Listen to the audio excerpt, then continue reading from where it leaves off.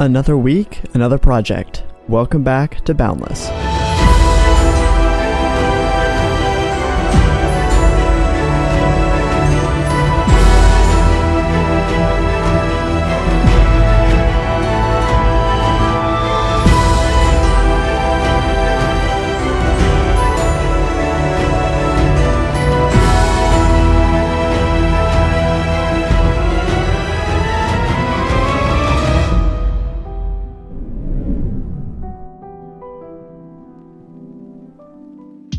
Hope you guys are having a fantastic day. Today's project is the Sawmill.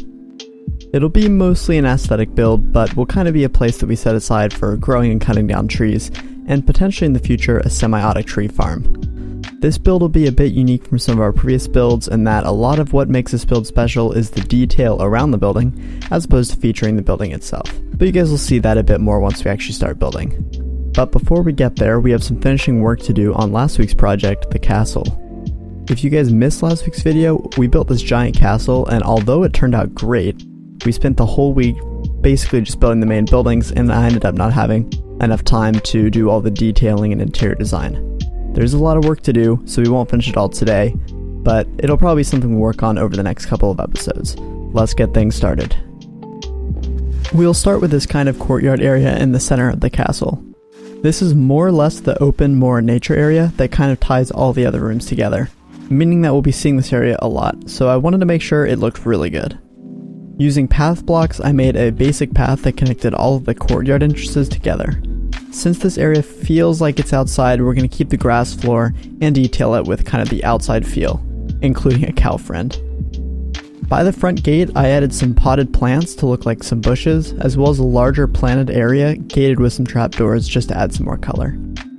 Underneath the outside deck, I added some more potted bushes, and then behind the fence I kind of wanted this like little nook to kind of look like a storage area with some hay bales and barrels. To break up some of the mass amount of stone brick walls we placed last week, I added a brick trim along the bottom layer of the courtyard. Brick is one of those blocks that I personally don't like using because it normally looks pretty bad, but in small amounts it can add a lot of color to a build. I definitely think it makes the courtyard look a lot better. I then added some more log supports and trapdoors to make the supports look more sturdy, as well as some lanterns for lighting. Sticking to the nature feel, I added more natural looking large bush and some extra detail. The rest of the detailing ended up taking a lot of time and a lot of experimentation, so let me show you guys how it ended up looking. The crown jewel is definitely the gate, but we'll get there in a second. The courtyard ended up looking really great, and I did a lot of detailing and added a lot of plants to make it stand out. The main purpose of this area is to link every room together, so it's super important to make the paths open and direct so it's easy to move around. Using coarse dirt and some planks broke up the grass a bit and added a different color to complement the mass amount of green and gray. I also got about half of the main storage room built, filled with a bunch of barrels and chests, along with some bookcases for some added detail. I also put some armor stands, which are mostly for detail, but may hold some of the backup armor if we end up needing it. At the center of the room, I added a fireplace, which adds a little bit of animation to the room and serves as a really nice centerpiece. On the other side, we have some more storage space and a staircase to the upstairs. Upstairs, we have this sort of master bedroom. I'm still not sure if I love this room or not, so it's definitely subject to change. I think the spruce dark oak combo looks really good, especially with the red carpet and beds. They basically give the room a really nice feel. The design was extra hard because not only is it such a small space, but I had to work around some redstone that controls the gate. That brings us to the gate. I'm super proud of this one, and if you guys want a more in-depth tutorial about how the gate works, let me know and I can add it in a future episode, or maybe do a whole tutorial video about it.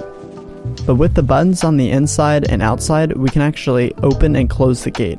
Both buttons toggle the door so we don't have to worry about locking ourselves in or out.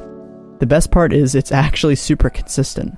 The gated entrance really sets the castle apart and is much better than just having a spruce door or something. That's it for the castle detailing on this episode.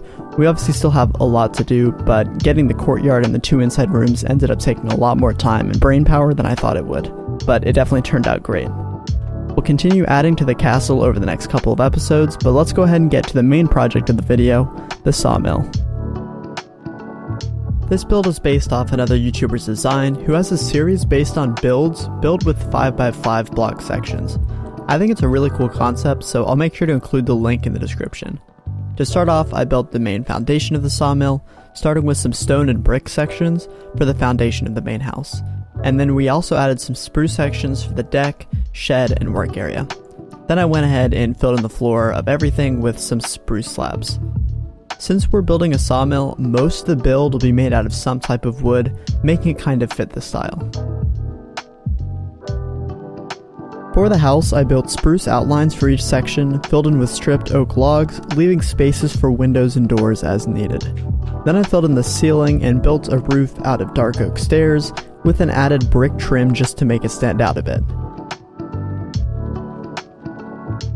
While some of the building is going on, I did want to take a quick second to thank you guys for all the support on this series so far.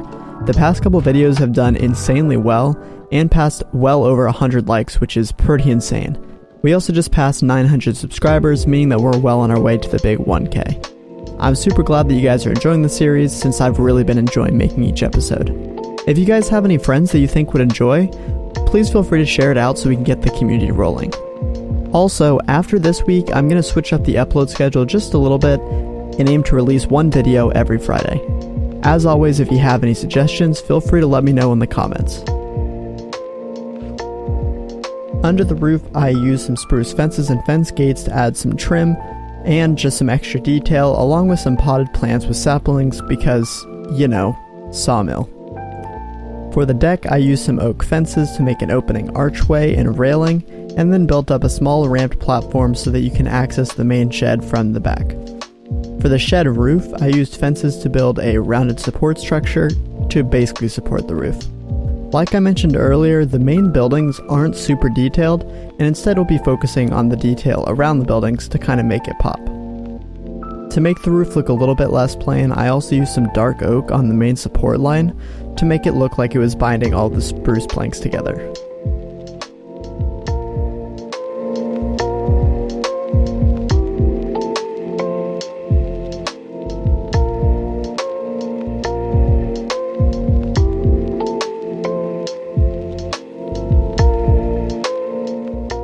A quick reminder that somewhere in this video is a hidden emerald block. The first person to find the block and put the location and timestamp in the comments gets VIP on the Twitch channel for a month. The one in this week's video is definitely the toughest by far, so good luck. Next up, we have the actual sawmill to be built. I started by building a small structure out of spruce logs that would hold the water wheel that, I guess in theory, spins the saw to cut the logs. I used a couple different buttons to look almost like nails that were holding the structure together.